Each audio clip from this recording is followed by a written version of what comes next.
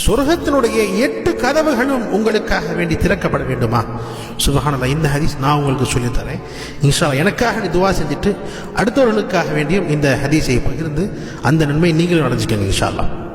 நபிகள் நாயகம் ஸல்லல்லாஹு அலைஹி வஸல்லம் சொல்கிறார்கள், யார் ஒது செய்ததற்கு பிறகு, ஒதுவை முறையாக ஒரு மனிதர் செய்து விட்டதற்கு பிறகு, அஷ்ஹது அல்லா இலாஹ இல்லல்லாஹு வ அஷ்ஹது அன்ன முஹம்மதன் அப்துஹு வ ரசூலுஹு என்ற இந்த துஆவை ஓதுவாரோ, அதாவது மன் தவவ்வஅ ஃபஅஹ்ஸனல் வுது ثم قال أشهد أن لا إله إلا الله وأشهد أن محمدا عبده ورسوله. அதாவது ரசூல் ஸல்லல்லாஹு அலைஹி வஸல்லம் சொல்கிறார்கள், யார் வுது செய்ததற்கு பிறகு, அந்த வுது செய்ததற்கு நல்ல முறையில் வுது செய்கிறார், சும்மா கடமைக்கு வுது செய்யாம நல்ல முறையில் வுது செய்கிறார், நல்லபடியாக வுது செய்ததற்கு பிறகு அஷ்ஹது அல்லா இலாஹ இல்லல்லாஹு வ அஷ்ஹது அன்ன முஹம்மதன் அப்துஹு வ ரசூலுஹு என்ற இந்த துஆவை ஒரு முறை ஓதிட்டார் என்பதாக சொன்னா ஃபுத்திஹத் லஹு ஸமானியத்து அப்வாபில் ஜன்னah, அதாவது அந்த மனிதருக்காக வேண்டி சொர்க்கத்தினுடைய 8 கதவுகளும் திறக்கப்படுகிறது. அல்லாஹ் அக்பர்.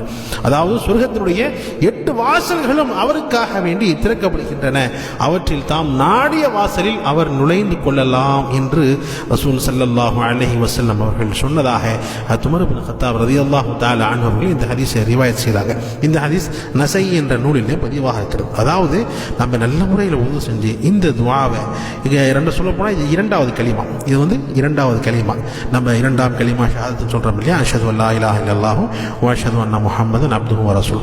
இந்த கலிமாவை ஒரு முறை நம்ம உது செய்ததற்கு பிறகு ஓதிட்டோம்னு சொன்னா அல்லாஹ் ஜல்ல ஷானஹு வ தஆலா நமக்கு கொடுக்கக்கூடிய பரிசு என்னங்க, சொர்க்கத்தோட 8 வாசல்களையும் அல்லாஹ் திறந்து நீ எந்த வாசல்ல வேணாலும் போய்க்க என்பதாக அல்லாஹ் சொல்லுவான். அல்லாஹ் இவ்வளவு பெரிய வாக்கை யோசிச்சு பாருங்க. அப்ப நிச்சயமாக நாமும் உது செய்யும் பொழுது உதுவை நல்லபடியாக உது செய்யணும், முறையாக செய்ய வேண்டும்.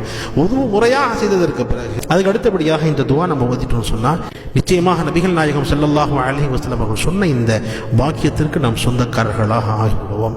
அல்லாஹ் ஜல்ல ஷானஹு நம் அனைவருக்கும் இந்த ஹதீஸின் பிரகாரம் அமல் செய்யக்கூடிய பாக்கியம் தந்தருள்வானாக. ஆமீன். வாஹிரு தாவா அல்ஹம்துலில்லாஹி ரப்பில் ஆலமீன்.